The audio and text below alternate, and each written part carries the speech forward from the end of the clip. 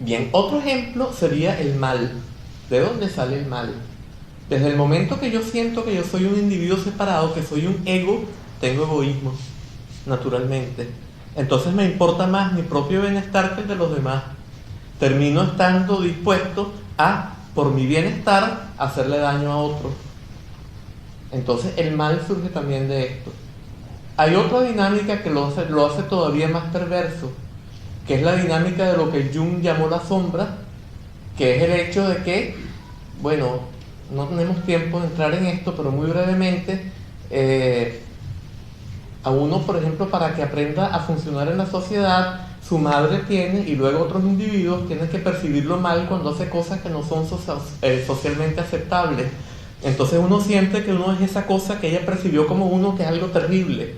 Entonces uno siente como si uno es un monstruo, pero luego si uno se porta bien, entonces ella le dice chiqui, chiqui, chiqui, y no se ríe, ¿no? Y esto es necesario para poder vivir en sociedad. No es que la madre sea mala, tiene la mejor de las intenciones, pero necesariamente produce esto. Entonces yo siempre tengo que ver esta cosa horrible que está en el fondo de mí y que no es más que una fantasía producida por la mirada del otro cuando me castigaron. Tengo que verla como otra persona. Y entonces de ahí vienen los males más terribles. O sea, por ejemplo, la destrucción de los judíos por Hitler, todas estas cosas que han pasado en las revoluciones, como la revolución china, cuando ridiculizaban a la gente y la llevaba un poco de gente pegándole y haciéndole cuestiones. ¿Por qué hacían esto? Para ver el mal afuera. Entonces, las peores formas de mal son las que surgen de esta manera. O sea, el mal surge del egoísmo, de la ilusión de un ego, y luego es potenciado por esta dinámica perversa. Todo esto surge del error. Si yo no me siento que yo soy un ego, yo no me siento que yo soy tampoco eso que percibieron como yo, entonces no existe nada de esta dinámica. Yo cuido de todos los demás como si fueran mi propio cuerpo, del universo entero como si fuera mi propio cuerpo, que en el fondo lo es. Y si no lo es, destruimos el universo con la destrucción ecológica. Queremos apropiarnos todo aquello, creamos una maquinaria tremenda para poder apropiarnos todo lo que queremos disfrutar nosotros y destruir todo aquello que sentimos que nos amenaza, creando una maquinaria superpoderosa para ese fin. ¿Y qué terminamos haciendo? Produciendo una crisis ecológica que, si todo sigue como va, destruirá la especie dentro de muy poco tiempo. Necesitamos una transformación radical que solo puede comenzar en la mente, solo puede comenzar transformándonos de esta manera, de la manera como nos ha enseñado esta tradición milenaria. Por supuesto que también esto tiene una ventaja, el hecho de que hoy en día nos damos cuenta de que con todo lo que hemos estado haciendo para crear un paraíso terrenal, lo que hemos hecho es llevar a nuestra propia especie al borde de su extinción. Nos damos cuenta de que estamos en un error, de que eso no puede continuar, y nos damos cuenta de que hay que cambiar. Entonces esta condición va a generar de alguna manera yo espero que así sea, porque si no nos destruimos, una dinámica hacia este tipo de transformación, hacia este tipo de cambio generalizada en la humanidad. Por supuesto, habrá gente que no, y habrán desastres, pero lo importante es que por lo menos la gente que siente este llamado, que se da cuenta de esto, empieza a hacer algo por lograr esta transformación de manera efectiva. Bien, la tercera noble verdad, ¿cuál es? Bueno, la ausencia de las dos primeras. Pero no es una mera ausencia, porque también hay una sabiduría que es capaz de hacer lo necesario por lograr el bien de todos los seres y que responde a la situación de cada uno de manera perfecta, de una manera totalmente espontánea. Esa es la sabiduría de la budeidad. Por último, ¿cuál es la cuarta noble verdad? Es el sendero que permite ponerle fin a las dos primeras y obtener esa sabiduría que es inherente a la tercera, y que se explica en el budismo en términos del octuple noble sendero, pero que aquí vamos a explicar de una manera diferente, como el sendero, los tres senderos y los 9 vehículos. Los 9 vehículos no vamos a poder decir mucho porque no tenemos tiempo, pero por lo menos los 3 senderos. Entonces estos 3 senderos tenemos que entender de dónde sale esto. O sea, esta forma de explicar existía en el Tíbet en la época de la primera difusión de la enseñanza, en la época de Padmasambhava. Pero luego, con la llegada de las otras tradiciones que no tenían Dzogchen, se generalizó otra forma de explicar que era Hinayana, Mahayana, Vajrayana. Claro, como no había Dzogchen, no podía haber una forma de explicar que dijera vía de renuncia, vía de transformación y vía de autoliberación o liberación espontánea. Tenía que ser Hinayana, Mahayana y Vajrayana. Y esta forma de enseñar se perdió, y el maestro que la ha sacado a la luz en nuestra época ha sido Chogyal Namkhen Norbu, el maestro que es el guía supremo de la comunidad Dzogchen. ¿Y de dónde la ha sacado? ¿La ha inventado? En absoluto. Esta enseñanza está, por ejemplo, en un famoso terma, una enseñanza tesoro que extrajo Örgen Limpa en el siglo XVI, que se llama el Katan Denga, que originalmente era un libro de Namkhen Nyingpo, uno de los discípulos directos de Padmasambhava. Él lo reveló en el siglo XVI y es un libro que está en la biblioteca de trabajos y archivos tibetanos en Dharamsala, por ejemplo. O sea, es un libro totalmente aceptado por todo el mundo. Claro, alguna gente podría pensar, ¿y no lo habrá inventado él? Bueno, en 1899, un campesino iba caminando por las arenas de la ruta de la seda en el Turquestán chino y se hundió en la arena. Y encontró que había caído en una bóveda donde había unas estatuas maravillosas y una biblioteca gigantesca. Eso era el oasis de Tunhuang.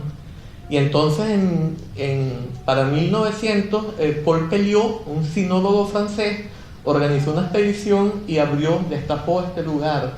Y allí se encontró un libro de Nubchen Sangye Yeshe que se llama el Samten Migren, que había estado ahí enterrado por lo menos desde el siglo XII o XIII después de Cristo, con comprobación por todos estos métodos de carbono 14 y los métodos más modernos.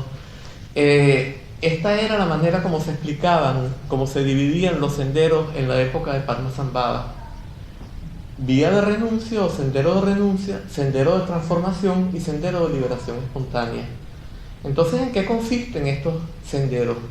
El sendero de renuncia consiste en lo siguiente: yo siento que las pasiones son como serpientes venenosas que me pueden destruir, y por lo tanto trato de evitar los estímulos que las activan.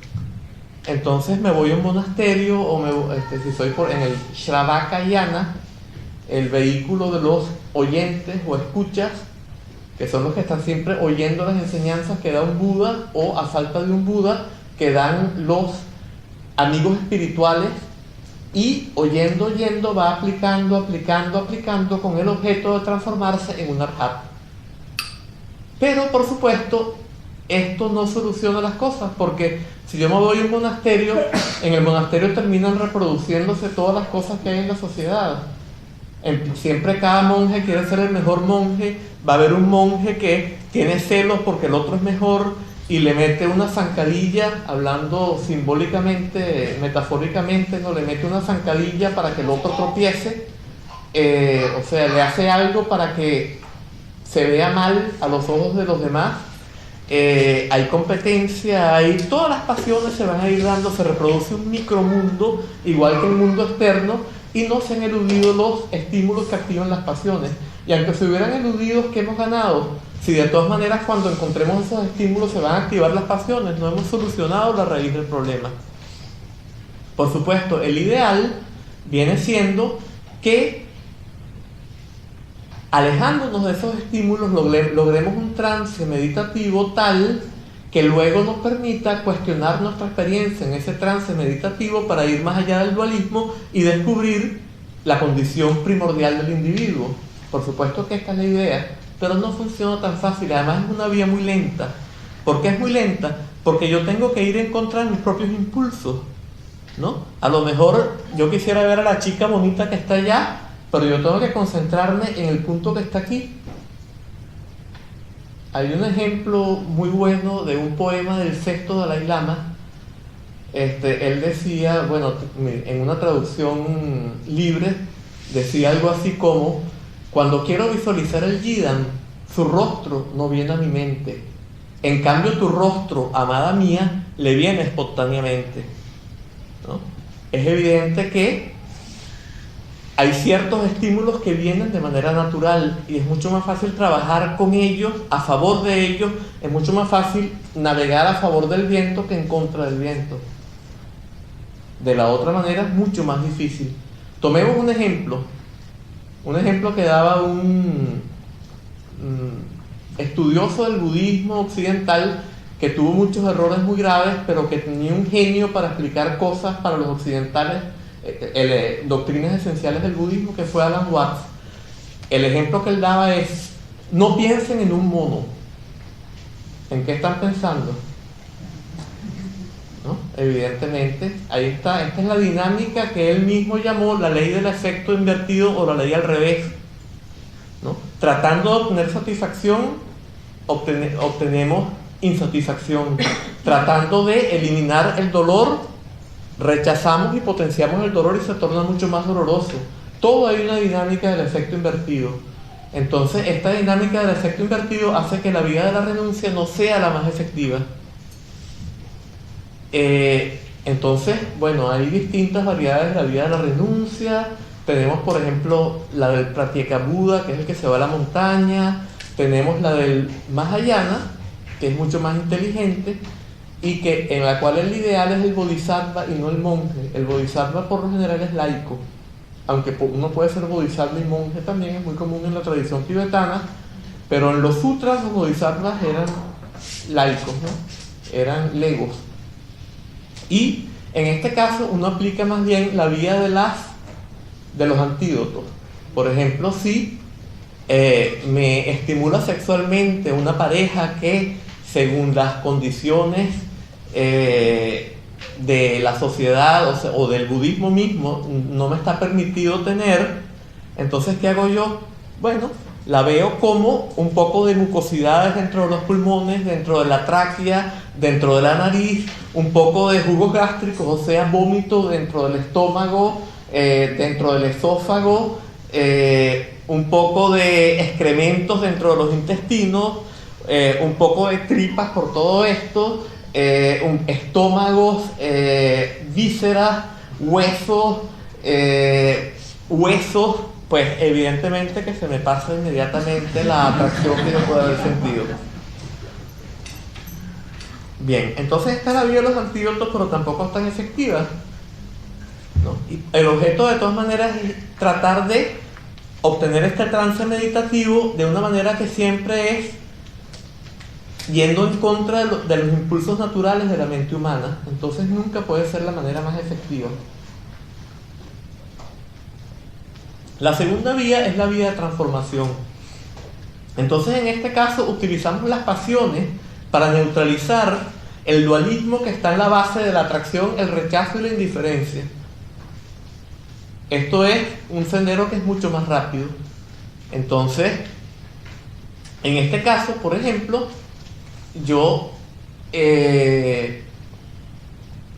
trabajo, hay distintos, por supuesto, habría que explicar lo que son los distintos vehículos de la vía de transformación. Hay un vehículo que es de transformación instantánea, que se llama la Nuyoga. Entonces supongamos que a mí me agrede alguien y que a mí me surge mucha ira en ese momento porque me están agrediendo. Entonces yo me visualizo como una deidad airada. Vamos a ver si hay alguna por acá. Bueno, ustedes las conocen porque creo que están todos familiarizados con el budismo tibetano. Por lo tanto, todos conocen, siendo que el maestro acá de la tradición Gelugpa, un buen ejemplo sería Yamantaka, ¿verdad? Que todos lo deben conocer.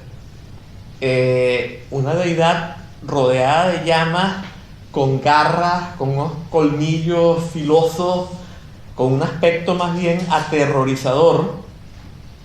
No me puedo transformar en Yamantaka porque en el Yoga Yamantaka no es un Yidan, pero bueno, no viene al caso. Me transformo en el Yidan correspondiente que pertenezca a la Yoga, y me siento que yo soy eso de manera del tamaño del universo entero, de modo que no hay nada externo. Y toda la energía de la ira se transforma en la energía de este fuego que me rodea y que suena como sabemos cómo suenan los fuegos, ¿verdad? Y toda esta sensación de ser la deidad de esta manera terrible, ¿no? Así, pero sabemos que este es el principio búdico que se está manifestando de esta manera. Y evidentemente que la pasión se agota en esta visualización. Como no hay nada externo, no podemos dirigirlo hacia algo externo. Si no hay algo externo, no puede haber algo que rechazar. Si no hay rechazo, la pasión se agota rápidamente y ya hemos solucionado el problema de la ira de una manera mucho más rápida, utilizando la ira misma, no yendo en contra de ella. Entonces se dice que todas las pasiones son originalmente sabidurías. Entonces la ira es la sabiduría cual espejo, que percibe perfectamente la situación. O sea, en el momento que a mí me agrede a alguien, antes de que yo diga ese desgraciado lo que me ha hecho, yo simplemente se me va todo pensamiento que me estuviera distrayendo del ahora y el aquí, y percibo la situación en su más perfecto detalle. Entonces ese es un momento de menor error que el momento que lo precedía, en el cual yo estaba pensando en los pajaritos, ¿verdad? Aquí estoy totalmente presente en la situación. Pero luego viene el momento posterior en el cual yo digo, ¿pero qué se ha creído ese desgraciado? Entonces estoy dispuesto a ir a pelear con él. Ahí viene el momento terrible, ¿no? Puedo caer en una pelea, me pueden matar, puedo yo matar al otro, aunque no lleguemos a enfrentarnos, se me retuerce el estómago, se me dañan, me sube la presión arterial, o sea, verdaderamente es absolutamente negativo. Entonces, ese segundo momento es una transformación del primer momento, que es la sabiduría cual espejo. Lo mismo sucede, por ejemplo, con el deseo erótico. En el primer momento es sabiduría discriminante. ¿Por qué discriminante? Porque evidentemente que yo no siento ningún deseo erótico hacia este libro. No puedo. Ni siquiera hacia cualquier individuo por igual. ¿No? Si yo soy un individuo heterosexual, lo siento hacia las mujeres, pero no hacia todas las mujeres. Si soy hombre, hacia algunas mujeres. Bueno, hay hombres que no discriminan, pero bueno. Lo más sutil sería discriminar, ¿no? Y entonces no todas las mujeres me van a producir esto, solamente algunas mujeres. O sea que es sabiduría discriminante. Entonces en el primer momento lo que hay es una sensación como agradable, como placer, pero me acostumbro a ella y entonces surge esta avidez por querer intensificar esta sensación, y entonces entro en esta dinámica. Bueno, aquí tenemos cómo hacemos para transformar el deseo erótico en la sabiduría que él es originalmente. Bueno, también tenemos métodos en los cuales, reteniendo la siguiente esencia, uno entabla una relación erótica en la cual logra un estado de placer total a través de producir calor. Por supuesto que esto no se puede lograr intencionalmente. Esto tiene que darse las condiciones, tiene que ser la pareja ideal, las dos partes, tiene que ser el uno para el otro y tiene que darse de una manera espontánea. Pero hay otras maneras, porque se habla de la vía de las puertas superiores y la vía de las puertas inferiores. La vía de las puertas inferiores es trabajando con yoga y visualización. Y entonces de esta manera, a través de la respiración del Kumbhaka, introduciendo los aires en el canal central, y con cierta visualización de un fuego aquí abajo, llego verdaderamente a producir un calor acá que sube por el canal central. Esta es la energía femenina, va derretiendo la energía masculina y se van dando los grados sucesivos de placer. Entonces, en el Dzogchen, por ejemplo, si además de esto yo agrego la unión erótica, pues puedo lograr el placer absoluto, y entonces evidentemente que ahí no puede haber ningún deseo. Esto es más allá del deseo. Entonces, ¿cuál es el principio en el tantrismo? Bien sea con la claridad de la visualización, bien sea con un placer muy intenso, como en estas prácticas en las cuales se produce placer total, bien sea con la vacuidad, pero sobre todo con estas tres experiencias, que son las tres experiencias más poderosas que yo puedo tener a los niveles correspondientes del cuerpo, de la voz y de la mente. La vacuidad al nivel de la mente, la visualización a nivel de la energía, o sea, la claridad, la visualización, y la sensación a nivel del cuerpo. Con todas estas tres experiencias de los tres niveles correspondientes al grado más extremo, Entonces allí cuestionar la mente con una instrucción oral secreta que nos da el maestro, se rompe totalmente el dualismo y entro directamente en el estado de budeidad. Entonces es un método mucho más directo que el método de la vida de renuncia. Pero requiero, por lo general, desarrollar la visualización en un retiro muy largo.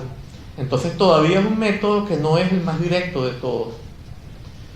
Pero este método requiere más capacidad que el primero. Se dice que es como producir una medicina a partir de mercurio, ¿verdad? Si yo la produzco puedo obtener todos los beneficios de la medicina, pero si no la sé preparar, me puedo envenenar con vapores de mercurio y termino con un problema en el sistema nervioso degenerativo que termina desbaratándome. Entonces es un método que es mucho más peligroso que el de la vida de la renuncia, aunque es mucho más directo y mucho más rápido. Por último, tenemos la vía de autoliberación o liberación espontánea, que viene siendo el Hatha Yoga Tantra o Dzogchen. Entonces, en este método, el principio no es ya la transformación. O sea, en la vía de transformación, podríamos decir que el principio es el siguiente: yo transformo la visión impura en visión pura. Tomemos el ejemplo de un dorje o vajra puesto verticalmente, ¿verdad? Abajo tenemos 5 puntas y arriba tenemos 5 puntas y en el centro tenemos una esfera. Esa esfera representa aquello que no tiene límites, no tiene ángulos. Los ángulos representan los límites. ¿Y cuáles son los límites? Son los conceptos. Todo concepto se define por contraste con otro, todo concepto excluye algo. Entonces esta esfera representa el Dharmakaya, la verdadera condición de la mente. Las 5 puntas de abajo representan la condición impura, representan la condición ordinaria del samsara, del error, en la cual percibo los 5 elementos como 5 elementos concretos: lo sólido como en sí mismo sólido y concreto, lo líquido como en sí mismo líquido y concreto, lo gaseoso como en sí mismo gaseoso y concreto, lo ígneo como en sí mismo ígneo y concreto, y el espacio como algo autoexistente en lo cual se manifiestan todos los demás estados de la materia. Y al mismo tiempo tengo las 5 pasiones. Entonces todo esto constituye el Nirmanakaya desde aquello que significa Nirmanakaya en este vehículo particular, que no es lo mismo que significa en el Dzogchen, etc.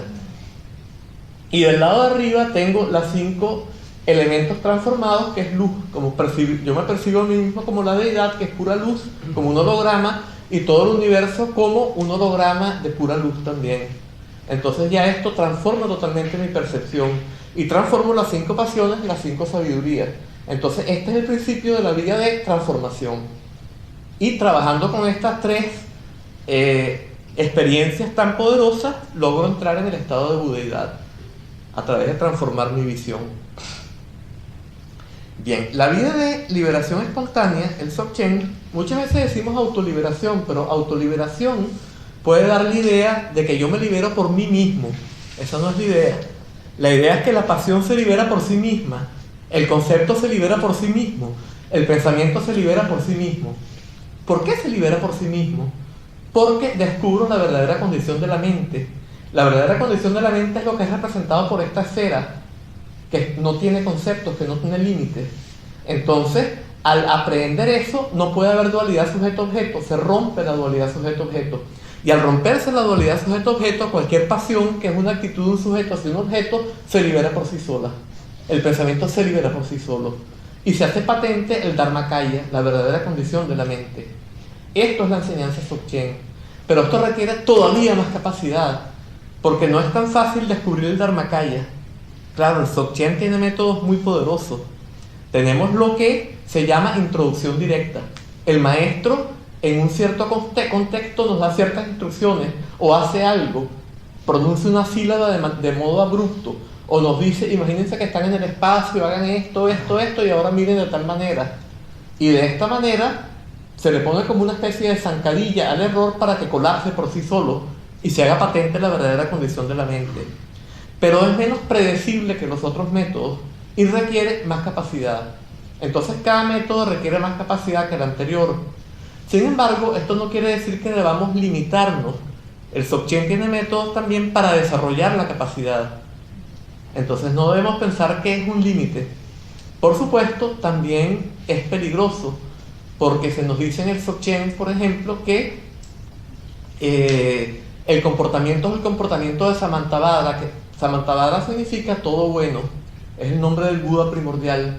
¿Y qué significa todo bueno? Que todo es viable, que todo puede ser transformado en el sendero. Entonces la gente puede malinterpretar y pensar que todo es válido, significa que uno puede ir por allí haciendo lo que le dé la gana, aunque le haga daño a otras personas. Y este no es en absoluto el principio, pero ha habido gente que lo ha entendido mal el principio del Dzogchen y lo ha hecho de esta manera, y uno se va derechito al infierno Vajra, por así decir. Entonces evidentemente que requiere mayor capacidad para poder discriminar cuál es el verdadero método de la práctica y no ir por el sendero equivocado. Hay una famosa historia que es la historia de Tarpa Nakpo. Tarpa es liberación, como ustedes saben, y Nakpo es negro. Entonces este es un señor que... Tenemos unos minutitos. Paramos a las 8, ¿qué les parece? ¿Sí? Y dejamos tiempo a preguntas y respuestas, como empezamos un poquito tarde. ¿Sí? Bien. Bueno, muy brevemente, eran un amo y un sirviente y fueron de un maestro, y este maestro les dijo, bueno, miren, hay tales métodos para reconocer la verdadera condición de la mente. Cuando ustedes están en la verdadera condición de la mente, ustedes dejan que el comportamiento surja espontáneamente a través de ustedes, pero tienen que hacerse darse de que estén en el estado de la verdadera condición de la mente. En ese estado, como no hay sensación de un ego, no hay egoísmo, y todo lo que surge, surge por el bien de todos los seres, de manera totalmente espontánea. Entonces cada cual entendió a su manera, y ellos dijeron, bueno, ahora cada cual se va a ir por su lado y nos vamos a encontrar dentro de un año. El que era el sirviente, que había sido liberado de ser sirviente, se fue a una cueva y estuvo meditando y logró un estado, se estableció en el Dharmakaya y logró un estado en el cual, todo surgía espontáneamente a través de él, pero de manera totalmente beneficiosa para todos los seres. El otro entendió mal, nunca descubrió el estado del Dharmakaya, pero creyó que él podía hacer lo que le daba la gana con sus deseos egoístas. Y creó una red de mal y una banda de bandidos, con el perdón de la redundancia, y de esta manera pues se transformó en un ser poderoso maligno. Y al cabo de un año se reunieron y fueron donde el maestro y le preguntaron quién es el que tenía la razón, porque se habían puesto a discutir y no lograban ponerse de acuerdo. Entonces el maestro dijo que el ex sirviente era el que tenía la razón, y entonces el ex amo se puso tan furioso que mató al maestro y al sirviente. Y bueno, tuvo 500 encarnaciones en el infierno Vajra, y 500 como alacrán, y 500 como no sé qué, y al 500 y 500 y 500, y luego se manifestó en el reino humano y finalmente fue subyugado por Hayagriva y Vajrapani, dos deidades airadas. Y esto hizo que se produjera en él un calor muy tremendo que hizo que él le ofreciera su cuerpo como ofrenda a los budas, pero al final terminó que se le profetizó que él iba a ser el último Buda del Kalpa. Esto también es un aspecto importante porque indica que el que entra en el sendero del Dzogchen, aunque haya entrado de manera equivocada, si entra de manera equivocada le pueden pasar cosas terribles, pero siempre al final va a tener la realización garantizada, pero de una manera que es mejor evitar, y es mejor tener la realización en esta vida haciéndolo correctamente. Entonces, esta es la moraleja de este punto, ¿no? Bueno, y con esto yo creo que terminamos y damos chance a preguntas y respuestas.